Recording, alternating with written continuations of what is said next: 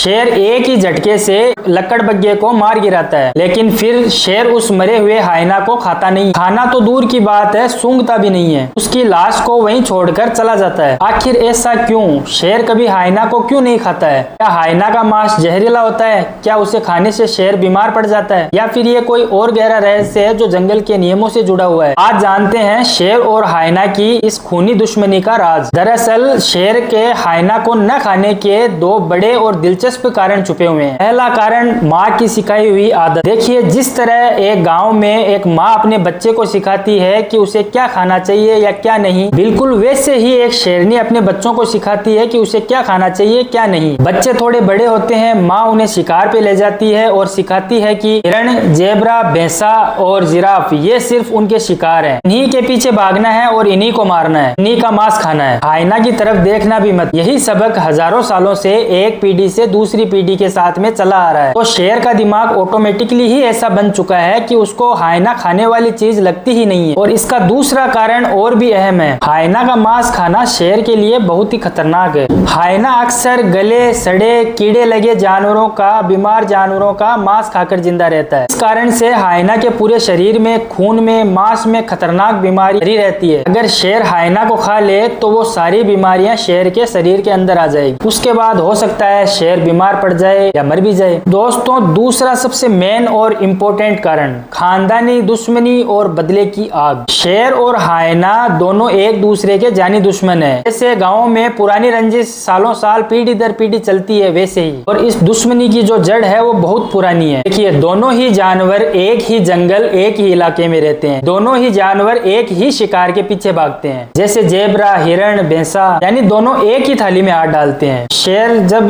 शिकार को मार देता है तो थक कर आराम करने लगता है। तब हाइना का पूरा झुंड आकर शेर का शिकार किया गया है उस शिकार को उठा कर ले जाता है। कभी कभी हाइना शेर के नन्हे मासूम बच्चों को भी मार डालता है। जब नर शेर शिकार पर गया हो और शेरनी भी पास में ना हो तो हाइना जो असहाय बच्चे होते हैं उन पे टूट पड़ते हैं और उसे मारकर खा जाते हैं। इसीलिए शेर हाइना को बदला लेने के लिए मारता है, भूख के लिए नहीं। ये एक तरह की सजा है। लेकिन शेर मरने के बाद में लाश को वहीं क्यों छोड़ देता है? क्योंकि वो लाश एक खुली चेतावनी होती है बाकी हाइनाओं के लिए। और तो और कभी कभी नर शेर हाइनाओं के नन्हे मांद यानी उनके जो नन्हे बच्चे होते हैं उनको उनके गुफा तक पहुंचकर मार डालता है, ताकि भविष्य में ये बच्चे बड़े होकर उसको या उसके बच्चों को कभी नुकसान न पहुंचा सके। यानी बदले की ये खूनी कहानी पीढ़ी दर पीढ़ी चलती रहती है। लेकिन हाँ, इसमें भी कुछ अपवाद भी है। जैसे कि अगर शेर बूढ़ा हो, बीमार हो या फिर वो शिकार न कर सकता हो तो वो मरी हुई हाइना को भी खा लेता है। तो दोस्तों, कैसी लगी आपको ये वीडियो में कमेंट करके अपनी राय जरूर दें। अगर आपको वीडियो अच्छी लगी